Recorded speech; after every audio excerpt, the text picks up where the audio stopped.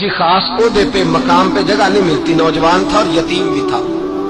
शौक बन गया दीन पढ़ने का। मोहल्लेदार इलाके वाले कहने लगे कहां से कमाएगा, ना बाप है, ना माँ है, ना घर है, कहां से। हजरत रूमी कहते हैं नौजवान ने जंगल में झोंपड़ी लगा ली। वहां वो सुबह मदरसे जाता, शाम को जंगल में रहता, वहां अल्लाह अल्लाह करता, सबक याद करता। एक दिन बादशाह की बेटी रास्ता भूल गई, जंगल में आई सहेलियों के साथ, बॉडीगार्ड भी साथ थे, पर रास्ता भूल गई। खोती खोती शाम हो गई, ऐसी खोई कि जब रात गहरी हो गई तो आके उस नौजवान के पास रुकी और चिल्लाने लगी। शेर के दहाड़ने की आवाज आती है, भेड़िए के बोलने की आवाज आती है। नौजवान अकेला, सहेलियां बिछड़ गई, गार्ड बिछड़ गए।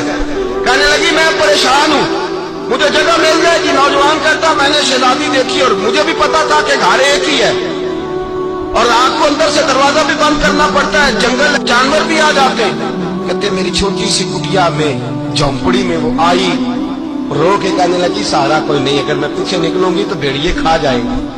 कहते मैंने उसे जगह दे दी। अकेली औरत, चिराग जल रहा है, सबक याद कर रहा हूं। मेरे नबी पाक ने फरमाया जहां मर्द औरत अकेले हो तीसरा शैतान होता है। और शहजादी, वो बच्चा कहता है सबक याद करता रहा सारी रात।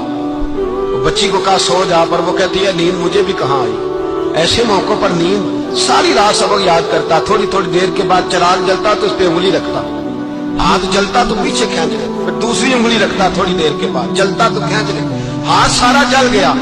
सुबह किरणें चमकी तो कहने लगा चल निकल जा, दौड़ जा, बस बड़ा सब्र का इम्तिहान हो गया, चली जा। शहजादी बाहर निकली, सिपाही ढूंढ रहे थे, बादशाह खुद जंगल में निकला हुआ था। मेरी बेटी मिल गई। बादशाह तन्हाई में जाके कहने लगा बेटा मैं दुनिया को बताऊंगा कि मेरी बेटी खोई नहीं थी, सिपाही साथ ही थे। ये बड़ा मुश्किल होता है, बेटी तो भूल के भी रात कहीं रह पड़े तो लोग जीने नहीं देते, तो बेटा मुश्किल हो जाएगा मेरे लिए।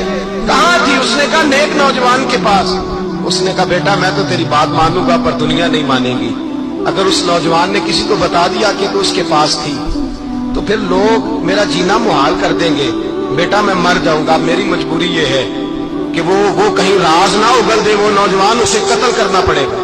औरत ने मिन्नतें की, उस बेटी ने कहा मेरे मौसम को मारोगे, रोई। और वो कहने लगा मैं बादशाह हूं, मेरा अपना बुखार है, मैं उसको छोड़ नहीं सकता। गिरफ्तार कर लाए सिपाही। वक्त तय हो गया सदा का। अकेले काल कोठरी में रखा गया, जो उसके खास इतबार वाले थे उनकी ड्यूटी लगाई। बादशाह ने बुलाया तालिब इल्म, आया।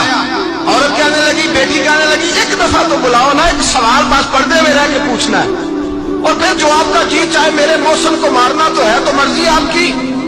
सामने खड़ा किया, नौजवान पर्दे के पीछे, औरत खड़ी हो गई। बादशाह बीच बैठ गया।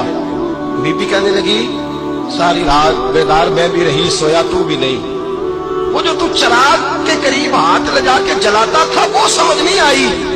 नौजवान रो पड़ा, कहने लगा क्या करूं, मैंने रसूलुल्लाह का दीन पढ़ा है, क्या करूं, मैंने हुजूर का दीन पढ़ा है।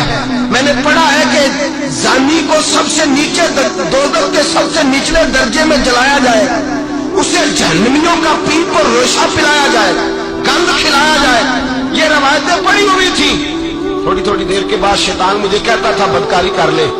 मैं अपना हाथ उसी वक्त जब शैतान मशवरा देता तो मैं आग पे करता। मैं कहता अगर ये बर्दाश्त हो गई तो वो भी हो जाएगी।